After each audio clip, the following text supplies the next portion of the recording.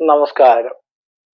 എല്ലാ ഗുരുജനങ്ങൾക്കും ബന്ധുമിത്രാദികൾക്കും 1000 നന്ദി, നമസ്കാരം. ഞാൻ ഡോക്ടർ എം ഷിബു നാരായണൻ വെമ്പായം. കന്നിക്കൂറുകാർക്ക് വേഴമാറ്റം കൊണ്ടുള്ള ഗുണദോഷ ഫലങ്ങളെയാണ് പറയാൻ പോകുന്നത്.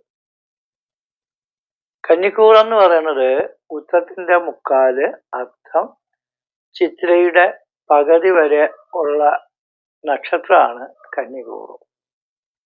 വേഴഗ്രഹം 2025 മെയ് മാസം 14 മുതൽ 2026 മെയ് മാസം 2-ാം തീയതി വരെ 10-ലും 11-ലുമായിട്ടാണ് സഞ്ചരിക്കുന്നത്. അപ്പൊ ഇതിന്റെ ഇടയിൽ കൂടെ വേഴൻ 2025 ഒക്ടോബർ മാസം 18-ാം തീയതി മിഥുനത്തിൽ നിന്ന് കർക്കിടകത്തിൽ വരും. ഡിസംബർ മാസം 5-ാം തീയതി വീണ്ടും മിഥുനം രാശി പ്രവേശിക്കും. അപ്പൊ ഈ കൊല്ലവും അടുത്ത കൊല്ലവും വേഴത്തിന്റെ 10-ലും 11-ലും സഞ്ചരിക്കുന്ന കാലഘട്ടം ഈ കന്നിക്കൂറുകാരുടെ ജീവിതത്തിൽ വലിയ വലിയ നേട്ടങ്ങൾ കിട്ടും. വേഴം 10 നിൽക്കുന്ന സമയമാണ്. അപ്പൊ ജ്യോതിഷത്തില് ഏറ്റവും പ്രധാനപ്പെട്ട, ഏറ്റവും നല്ല ഗ്രഹവും വലിയ ഗ്രഹവും ഒക്കെയാണ് വേഴൻ. അപ്പൊ വേഴൻ നമുക്ക് നല്ല രീതിയിൽ സഞ്ചരിക്കുമ്പോൾ യോയോ പാവക പ്രവണയുക്ത ദൃഷ്ടോദവ പവേൽ പ്രശ്നെ ഗുരു ബുധ ശുക്രൈരേവം വക്തവ്യം തസ്യ ശുഭോ എന്നാണ്. ഗുരു, ശുക്രൻ, ബുധൻ മുതലായ ശുഭഗ്രഹങ്ങൾ നിൽക്കുന്ന രാശി നല്ലതെന്ന് പറയണം. പാവഗ്രഹങ്ങൾ നിൽക്കുന്ന രാശി ദോഷമെന്ന് പറയണം. അപ്പൊ നമുക്ക് കന്നിക്കൂറുകാർക്ക് ഗുരുബുധ ശുക്രൈരേവം വക്തവ്യം തസ്യ ശുഭോ എന്ന് പറയുന്ന അടിസ്ഥാനത്തില് വേഴഗ്രഹം 10 നിൽക്കുകയാണ്. അപ്പൊ 10-ല് വേഴ നിന്ന് എന്താണ്? കർമ്മസ്ഥാനമാണ് 10, ജോലി. ഒരു ജോലി ഇല്ലാത്തവർക്കും ജോലി കിട്ടും. ഉള്ള ജോലിയിൽ അഭിവൃദ്ധിപ്പെട്ടു വരും. പുതിയ ജോലി കിട്ടാനും ഉള്ള ജോലിയിൽ പ്രമോഷൻ, സാലറി, മെച്ചം, എല്ലാ നേട്ടങ്ങളും കിട്ടാൻ യോഗമുള്ള സമയമാണ്. അധികാരങ്ങളും അഭിവൃദ്ധികളും ഐശ്വര്യങ്ങളും നമുക്ക് കിട്ടുന്ന കാലഘട്ടമാണ്. കാരണം വേഴനാണ് ബുദ്ധിയും പുത്രരും സ്നേഹദേഹമർത്ഥം ഗുരുത്വവും സുഖവും മന്ത്രത്വം നയവും വസയും ഗുരു എന്നാണ്. അപ്പൊ ബുദ്ധി കിട്ടും. നമ്മൾ ആലോചിച്ച് കാര്യങ്ങൾ ചെയ്യേണ്ടുന്ന രീതി അനുസരിച്ച് ചെയ്യാനുള്ള ആ കഴിവ് നമുക്ക് വർദ്ധിക്കും. ചെറിയ കഴിവുകളുള്ള ഒരാളിനും വലിയ മിടുക്കരാണെന്ന് സമൂഹം നമ്മൾ അംഗീകരിക്കപ്പെടും. കലാ, രാഷ്ട്രീയം, പൊതുപ്രവർത്തനം ഏത് രംഗത്ത് നിൽക്കുന്നവരും ഇത്രയും കാലം ഞാൻ മെനക്കെട്ടിട്ട് ഒരു ഗതിയും കിട്ടിയില്ല, അതോ ഗതിയെ വന്നോളെന്നുള്ള വിഷമം വേണ്ട. പുരോഗതി നമ്മളെ തേടി എത്തുന്ന സമയമാണ്. നിങ്ങളുള്ള ഫീൽഡിൽ, ഉള്ള മേഖലയിൽ ഒന്ന് മനസ്സ് വച്ചാൽ ആ മേഖലയിൽ നിന്ന് നിങ്ങൾ വളരെ കാലം കൊണ്ട് പ്രതീക്ഷിച്ച ഭാഗ്യങ്ങൾ നമുക്ക് കിട്ടുന്ന സമയമാണ്. അങ്ങനെ പ്രവൃത്തിപരമായ ഉയർച്ചയുണ്ടാകും. ചെറിയ ഒരു സ്ഥാപനം, ഒരു മുറുക്കാൻകട തുടങ്ങുന്ന ഒരാളിനും സൂപ്പർ മാർക്കറ്റ് വരെ വയ്ക്കാൻ യോഗമുള്ള സമയമാണ്. കൂടാതെ 10 എന്ന് പറയുന്നത് ദേവാലയ, നഗരസഭ, മാർഗ, ആലയ, ദാസ സർവകർമാണി ആജ്ഞാലംബന ഏത സർവം ചിന്തനീയം ഹി ദശമേനാണ്. അപ്പൊ ദേവാലയം വയ്ക്കാനും യോഗമുണ്ട്. ഏത് മതക്കാരാണെങ്കിലും അവരുടെ മതപരമായിട്ടുള്ള നേർച്ചകള്, പൂജകള്, വഴിപാടുകള്, പ്രാർത്ഥനകൾ ഇതൊക്കെ നടത്താനും പുണ്യ സ്ഥലങ്ങളൊക്കെ ദർശിക്കാനും അതേപോലെ തീർത്ഥാടനങ്ങളൊക്കെ നടത്താനും ഭഗവാനെ കണ്ടും നമുക്ക് നല്ല പ്രാർത്ഥിച്ച് പുണ്യം നേടാനും ഒക്കെ പറ്റും. കുടുംബക്ഷേത്രമൊക്കെ നിർമ്മിക്കുന്നതിനും യോഗമുള്ള സമയമാണ്. ദേവാലയം, ദേവകാര്യങ്ങളൊക്കെ നടത്തണമെന്ന് നമുക്ക് തോന്നും. മരിച്ചു പോയിട്ടുള്ള പിതൃക്കൾക്കും ബലിയെങ്കിലും ഇടണമെന്ന് നമുക്ക് തോന്നും. അവർക്കും മുക്തി കിട്ടുന്ന കർമ്മ പദ്ധതികൾ, മോക്ഷം കിട്ടുന്ന പരിപാടികളൊക്കെ ചെയ്യാനും നമുക്ക് മനസ്സ് തോന്നും. നഗരസഭ എന്ന് പറയുന്നത് കോർപ്പറേഷൻ, മുനിസിപ്പാലിറ്റി, സർക്കാർ, കോടതി, അധികാരികള്, ഉദ്യോഗസ്ഥന്മാര്, സമൂഹത്തിലെ ഉന്നത വ്യക്തികളുടെയൊക്കെ പ്രീതി, സഹായം, അനുമോദനങ്ങൾ, അംഗീകാരങ്ങൾ, ആദരവുകളൊക്കെ നമുക്ക് കിട്ടും.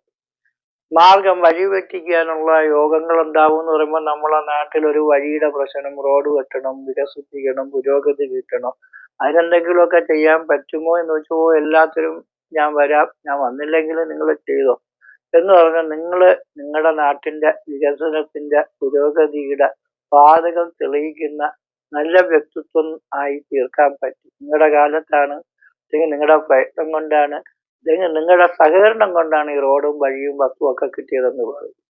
സർവകർമാണി എന്ന് വെച്ചാൽ എന്ത് കാര്യം നേടണമെന്ന് വിചാരിച്ചാലും നേടിക്കിട്ടും. നമ്മൾ എന്തെങ്കിലും ഒരു കാര്യം വർഷങ്ങൾ കൊണ്ട് ഇറങ്ങി കയറി നടന്ന് ഇനി ഒന്നും നടക്കണ പദ്ധതിയല്ല. എന്തോ ആയിക്കൊണ്ട് വോട്ടൊന്നും കൊണ്ട് മിണ്ടാതിരിക്കുമ്പോൾ നമ്മൾ പോയ കാര്യങ്ങള്, പ്രവർത്തിച്ച കാര്യങ്ങള് സർക്കാരിന്റെ അധികാരികളുടെയൊക്കെ ഭാഗത്ത് നിന്ന്, നമ്മളെ കൂട്ടുകാരുടെ ഭാഗത്ത് നിന്ന്, നാട്ടുകാരുടെ ഭാഗത്ത് നിന്നൊക്കെ നമുക്ക് അനുകൂലപരമായ സഹായങ്ങൾ കിട്ടും. അങ്ങനെ സർവ കർമ്മ പദ്ധതികളും വിജയിച്ച് മുടങ്ങിക്കിടക്കുന്ന വിദ്യകളും തൊഴിലുകളൊക്കെ പുനർജനിപ്പിച്ച് നല്ല രീതിയിൽ രക്ഷപ്പെടാൻ പറ്റും. അങ്ങനെ ബുദ്ധി കിട്ടാലോചിച്ച് കാര്യങ്ങൾ ചിന്തിക്കും. പുത്തത് സന്താനങ്ങൾക്ക് ഐശ്വര്യ, അഭിവൃദ്ധി, പുരോഗതി, പിള്ളേരുടെ വിവാഹം, വിദ്യ, ഉദ്യോഗം, അധികാരം, അഡ്മിഷൻ, അവരുടെ കാര്യങ്ങളും വിജയിച്ച് പിള്ളേരെ കൊണ്ടും നമുക്ക് സന്തോഷം കിട്ടും. അങ്ങനെ പറ്റുന്ന ബുദ്ധിയും പുത്തരും, സ്നേഹം, ദേഹം, അർത്ഥം, ഗുരുത്വം. സ്നേഹം കിട്ടും. ദേഹം എന്ന് വെച്ചാൽ നമ്മുടെ ശരീരം ആണ് ദേഹം. അപ്പൊ അതിന് ഉണങ്ങി ആഹാരം പോലും കഴിച്ചിട്ട് ശരീരത്തിന് ബലമില്ലാന്ന് രോഗിയെ പോലെ ഇരിക്കുന്ന ആളുകൾ നല്ല ആരോഗ്യവും സൗന്ദര്യവും തേജസ്സും ബുദ്ധിയും ശക്തിയും വർദ്ധിക്കും. അങ്ങനെ തേജസ്, അങ്ങനെ മന്ത്രിത്വം, മന്ത്രിമാരുടെ പ്രീതി, മന്ത്രിസ്ഥാനങ്ങള്, പ്രമോഷൻ, സാലറി, മെച്ചം മുതലായ നേട്ടങ്ങള്, അധികാര സ്ഥാനങ്ങൾ, എവിടെയെങ്കിലും പ്രവർത്തിക്കണമെങ്കിൽ നല്ല പൊസിഷനിൽ എത്താനുള്ള അവസരങ്ങൾ നമുക്ക് കിട്ടും. നമ്മളുള്ള അവസരങ്ങൾ ഭംഗിയായ രീതി ഉപയോഗിക്കപ്പെടാൻ ശ്രമിക്കണം. അങ്ങനെ എനിക്കൊരു ജോലി കിട്ടിയാലും വേണ്ടാന്നൊക്കെ തോന്നിപ്പോ. എന്താണ് എന്റെ കാര്യം വെച്ചാൽ കണ്ടകനും കൂടെ കിടക്കണം. ഏഴില് ശനി ഉണ്ടെങ്കിലും വേഴത്തിന്റെ കാര്യം പറയുമ്പം വേഴനെന്ന് പറയുന്ന ഗ്രഹത്തിന്റെ അനുകൂലമായ സഞ്ചാരം 12 വർഷത്തിലൊരിക്കലാണ് 10ൽ വരുന്നത്. അടുത്ത കൊല്ലം 11ലും വരും. അപ്പൊ 0 ആയിട്ടിരുന്ന ഒരു മനുഷ്യൻ ഹീറോ ആവാനും, ഹീറോ ആയിട്ടിരുന്ന ഒരാൾ സ്റ്റാർ ആവാനും, സ്റ്റാർ ആയിട്ടിരുന്ന ഒരാൾ സൂപ്പർ സ്റ്റാർ ആവാനും പറ്റുന്ന സമയമാണ്. അതുകൊണ്ട് എന്ത് കാര്യത്തിന് പോയാലും വിജയിക്കും. നിങ്ങള് കഴിവുള്ള ആൾക്കാരാണ് യഥാർത്ഥത്തിൽ കന്നികൂറുകാർ. പക്ഷെ ഇവർക്ക് ഒരുപാട് കഷ്ടതകളും യാതനകളും ഒക്കെ കൊണ്ടായിരിക്കും ജീവിക്കുന്നത്. കാരണം ആരുടെയും ഒരു പ്രോത്സാഹനവും സഹായങ്ങളൊക്കെ കന്നിക്കൂറുകാർക്ക് കുറവാണ്. അവര് സ്വയമാണ് അവരുടെ കാര്യങ്ങൾ കണ്ടെത്തി അവരുടെ കഴിവും വിദ്യയും ഉപയോഗിച്ച് വലിയ മെച്ചങ്ങൾ കൈവരിക്കാൻ അവർ ശ്രമിക്കുന്നു. ഒരു ഏത് മേഖലയിൽ പ്രവർത്തിക്കുന്ന ആൾക്കാരാണെങ്കിലും കലാവാസനയുള്ളവരാണ് കൂടുതൽ. നൃത്തവും വാദ്യവും കലയും അഭിനയവും ഒക്കെ ഉള്ളവരാണ്. ജീവിതത്തിൽ ഒരുപാട് അഭിനയം നടത്തുന്ന ആൾക്കാരും ഉണ്ട് കലാമേഖലയിൽ അല്ലാതെ തന്നെ. കാരണം ജീവിക്കണമെങ്കിൽ പലവരുടെ മുമ്പേ അഭിനയിച്ചാലേ പറ്റും, സ്നേഹം കാണിച്ചാലേ പറ്റും, അപ്പൊ ബഹുമാനം കാണിച്ചാലേ പറ്റും. അപ്പൊ അതൊക്കെ അവര് വേണ്ട തരത്തില് കൈകാര്യം ചെയ്ത് അവരുടെ ജീവിതങ്ങൾ മെച്ചപ്പെടുത്താൻ ഒരുപാട് ശ്രമിക്കുന്നവരാണ്. ചില ആൾക്കാർ വീഡിയോ കണ്ടിട്ട് പറയുന്നുണ്ട്, യോത്സരെ നിങ്ങൾ പറഞ്ഞതൊന്നും എനിക്ക് ഭാഗ്യത്തിൽ കിട്ടണില്ല. നിങ്ങൾ പറഞ്ഞു കേട്ടപ്പോൾ വലിയ സ്നേഹം തോന്നി, സന്തോഷം തോന്നി, എനിക്ക് സമാധാനവും തോന്നി, പക്ഷെ കാര്യങ്ങളൊന്നും നടക്കണില്ല. എന്താണ് ഇങ്ങനെയുള്ള കാര്യം എന്ന് പറയുമ്പോൾ ഇത് ഒരാൾക്ക് വേണ്ടി മാത്രമല്ല, ഈ ഗ്രഹങ്ങളുടെ സഞ്ചാരം കൊണ്ട് ആ കൂറുകാർക്ക് തീർച്ചയായിട്ടും ലഭിക്കുന്ന പരിപൂർണ നേട്ടങ്ങൾ കിട്ടുന്ന ഫലങ്ങളാണ്. ചിലവർക്ക് കിട്ടാത്ത കാര്യം എന്തെന്ന് വെച്ചാൽ, ചിലവര് ജനിക്കുമ്പോഴേ ജാതകത്തില് ഭാഗ്യമില്ലാത്തവര്, ഗ്രഹപ്പഴയുള്ള സമയങ്ങൾ ജനിക്കുന്നവര്, അവർക്ക് ഒരു കാലത്തും നമ്മളെ കുടുംബത്തിൽ തന്നെ നോക്കാം. ഒരുപാട് ആൾക്കാർ കുടുംബത്തിൽ തന്നെ നമ്മൾ കെടുത്തു നോക്കാം, എന്നിട്ട് നാട്ടിലും നോക്കാം. ജീവിതകാലം മൊത്തവും നമ്മളെ നാട്ടിലും വിദേശത്തും പല മേഖലകളിലും പല രാജ്യങ്ങളിലും ഒക്കെ നമ്മൾ ഒരുപാട് കഠിനാധ്വാനം ചെയ്തിട്ടുണ്ട്. പക്ഷെ അതിൻ്റെതായ പ്രോഫിറ്റ്, മെച്ചം, നേട്ടം കിട്ടാത്ത കാരണം എന്താണ് നിങ്ങൾ ആലോചിച്ചിട്ടുണ്ടോ? നിങ്ങളുടെ ജോലി മറ്റുള്ളവർ ചെയ്യുന്ന ജോലി പോലെയല്ലേ നമ്മൾ ചെയ്യുന്നത്? എന്തുകൊണ്ട്? ജീവിക്കാൻ ആരും ആഗ്രഹമില്ലാത്തത് കൊണ്ടോ അധ്വാനിക്കാനുള്ള മനസ്സില്ലാത്തത് കൊണ്ടോ അല്ല. ജാതകത്തില് ഭാഗ്യം എന്ന് പറയുന്ന ഒരു സാധനമുണ്ട്, ഈശ്വരാനുഗ്രഹം എന്ന് പറയുന്ന ഒരു സാധനമുണ്ട്. അപ്പൊ ഈശ്വരാനുഗ്രഹവും ഭാഗ്യമുള്ളവർക്ക് വലിയ വിദ്യാഭ്യാസവും കഴിവും ഇല്ലെങ്കിലും അവർ ഉന്നത രീതിയിൽ എത്തപ്പെടും.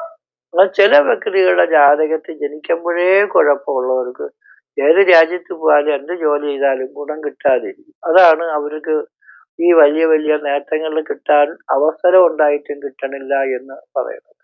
അതുകൊണ്ട് നിങ്ങളുടെ ജാതകം ഒന്ന് പരിശോധിച്ചു നോക്കണം.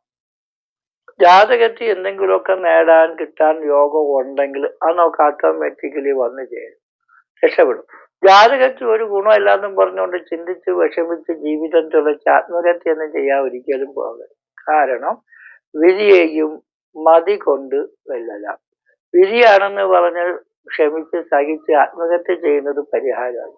മതി എന്ന് വെച്ചാൽ ബുദ്ധി ഉപയോഗിച്ച് ആ ഗ്രഹപ്പഴ ബാധിക്കാതിരിക്കാൻ നമുക്ക് എന്തു ചെയ്താൽ പറ്റൂന്ന് തോന്നി നിങ്ങളെ പ്രാർത്ഥനകളും പ്രവൃത്തികളും കൊണ്ട് നിങ്ങൾക്ക് നിങ്ങളെ തന്നെ ലക്ഷ്യസ്ഥാനത്ത് എത്തിപ്പെടാൻ നോക്കിച്ചേരാൻ നമുക്ക് പറ്റും. അതാണ് നമുക്ക് പ്രാർത്ഥന, ജപം, തപം. ഇപ്പൊ ഒരു വലിയ സമുദ്രമാണ്, നമുക്ക് നീന്തി കയറാൻ പറ്റൂല, നടന്നു കയറാൻ പറ്റൂല. പക്ഷെ നമ്മളൊന്ന് വിചാരിച്ചാൽ നമുക്ക് ഒരു ചാളത്തടിയിലോ അല്ല ഒരു കപ്പലോ ബോട്ടിലോ എങ്ങനെയെങ്കിലും കയറി പറ്റുന്നത് ലക്ഷ്യസ്ഥാനത്ത് നമുക്ക് എത്താൻ പറ്റും. നമ്മളെ കൊണ്ട് നീന്താൻ പറ്റൂല, നടക്കാൻ പറ്റൂല എന്ന് വിഷമിച്ചിരിക്കുന്നതിന് നമ്മൾ എങ്ങനെയെങ്കിലും അത് കയറിപ്പറ്റി ലക്ഷ്യസ്ഥാനത്ത് എത്താൻ പറ്റുന്നത് ഒരു പരിഹാരമാണ്. അതേപോലെ നമ്മുടെ പ്രവർത്തനങ്ങള് ഭാഗ്യക്കുറവുണ്ടെങ്കിൽ അതിന് നമ്മൾ പരിഹാരങ്ങൾ ചെയ്ത് പ്രാർത്ഥന കൊണ്ട് നമ്മളാ പരിശ്രമം കൊണ്ട് ആർക്ക് വേണോ എന്ത് വേണോ നേടാൻ പറ്റും. അതിനുള്ള കഴിവ് നമുക്ക് പോകാൻ തന്നിട്ടുണ്ട്. പക്ഷെ അത് ഭാഗ്യം കിട്ടുന്നില്ല എന്ന് പറഞ്ഞ ചില ആൾക്കാർ നല്ല ജോലി കിട്ടും. ജോലി കിട്ടിയാൽ തന്നെ ഇവർക്ക് ചെന്നുടനെ പ്രൊമോഷൻ സാലറിയൊക്കെ മെച്ചം കിട്ടിയില്ല, അതുകൊണ്ട് കളാറ്റിഞ്ഞു പോയി. അപ്പൊ അത് ഭാഗ്യമില്ലാത്ത സ്വഭാവ രീതിയാണ് അത് കാണിക്കുന്നത്. വിവാഹം കഴിക്കും, ഭാര്യയ്ക്ക് സ്നേഹമില്ലാന്നുകൊണ്ട് അവളെ കളാറ്റി വരും, അല്ലെങ്കിൽ ഭർത്താവിനെ കളാറ്റിഞ്ഞു പോയി. ഇങ്ങനെ ഒരു കൊച്ചുണ്ടായി, എനിക്കിപ്പോ വളർത്താനും പഠിപ്പിക്കാനും ഉള്ള സാമ്പത്തിക ശേഷിയില്ല, അതുകൊണ്ട് കൊച്ചുങ്ങളെ വേണ്ട എന്ന് ഭാര്യയും ഭർത്താവും തീരുമാനിച്ചാൽ എങ്ങനെ ഉണ്ടാവും? അപ്പൊ നിങ്ങൾക്ക് കിട്ടുന്ന ജോലി, നിങ്ങൾക്ക് കിട്ടുന്ന വിവാഹ ബന്ധങ്ങള്, കുടുംബ ബന്ധങ്ങള്, സ്നേഹബന്ധങ്ങള്, സൗഹൃദങ്ങളൊക്കെ നിലനിർത്തി അതിനൊരു പോറല് പോലും ഏൽക്കാതെ സംരക്ഷിച്ച് പ്രവർത്തിച്ച നിങ്ങൾക്ക് എല്ലാം കിട്ടും. പെട്ടെന്ന് നമുക്ക് ഞാനായിരുന്നാലും നിങ്ങളായിരുന്നാലും സമ്പന്നരാകണമെന്നുള്ള ആഗ്രഹം ഉണ്ടെങ്കിൽ സമ്പത്ത് വന്നു ചേരും. ഒരാൾ നമ്മൾ എത്ര കിടന്ന് കഷ്ടപ്പെട്ടാലും അധ്വാനിച്ചാലും പരിശ്രമിച്ചാലും ഒരു ഡോക്ടറാണെങ്കിലും സ്വാമിയാണെങ്കിലും ജ്യോത്സ്യനാണെങ്കിലും എഞ്ചിനീയർ ആണെങ്കിലും വക്കീലാണെങ്കിലും ചില സമയത്ത് ഒന്നും കിട്ടൂല. അപ്പൊ അതുകൊണ്ട് നമ്മളെ പരിശ്രമങ്ങൾ നമ്മൾ എപ്പോഴും ചെയ്തുകൊണ്ടേയിരിക്കണം. നേട്ടം കിട്ടുമ്പം കിട്ടിക്കോട്ടെ, അങ്ങനെയാണ് ഭഗവാനും പറഞ്ഞിരിക്കുന്നത്. കാരണം കർമ്മം ചെയ്ത് നമ്മുടെ ലക്ഷ്യം കർമ്മഫലം തരുന്ന ഈശ്വരനല്ലോ എന്നാണ്. അപ്പൊ കർമ്മം ചെയ്യുന്നത് നമ്മുടെ ലക്ഷ്യമാണ്, നമ്മുടെ രീതിയാണ്. കർമ്മഫലം ഈശ്വരൻ തരും. അതുകൊണ്ട് നിങ്ങൾ ഈ അവസരം നല്ല രീതിയിൽ ഉപയോഗപ്പെടുത്തണം. ജാതകം ഒന്ന് പരിശോധിച്ചു നോക്കി അതിൽ നമുക്ക് ഗ്രഹപ്പിഴകളുണ്ടെങ്കിൽ ഏതൊക്കെ ഗ്രഹങ്ങളാണ് പിഴച്ചു നിൽക്കുന്നത്, ഏതെല്ലാം ദശാകാലങ്ങളിലാണ് ദുരിതം വരുന്നത് എന്നുള്ളത് മനസ്സിലാക്കി ദോഷമുള്ള സമയങ്ങളിൽ നിങ്ങൾ ശ്രദ്ധിച്ച് കാര്യങ്ങൾ കൈകാര്യം ചെയ്യും. ദോഷമില്ലാത്ത സമയത്ത് നമുക്ക് എന്ത് കാര്യം വിചാരിച്ചാലും നേരെ ജയിച്ചുകൊണ്ടും പുരോഗതി പ്രാപിച്ചുകൊണ്ടിരിക്കും. കൂടുതലും കുടുംബദേവന്മാരെ ഭജിക്കണം. കാലഭൈരവ സ്വാമി ഭജിക്കണം. കാലഭൈരവ സ്വാമി ക്ഷേത്രത്തില് സർവ ദൈവങ്ങളും ഉണ്ട്. ഇത്രയും ദൈവങ്ങളുള്ള ഒരു അമ്പലം എൻ്റെ അറിവിൽ കുറവാണ്. അവിടെ ഒരു തവണയെങ്കിലും വന്നൊന്ന് തൊഴുത് പ്രാർത്ഥിച്ച നിങ്ങൾക്ക് എല്ലാ ദൈവങ്ങളുടെയും അനുഗ്രഹവും, ഭാഗ്യം ഇല്ലാത്തവർക്കും ഭാഗ്യാഭിവൃദ്ധികളൊക്കെ കിട്ടും.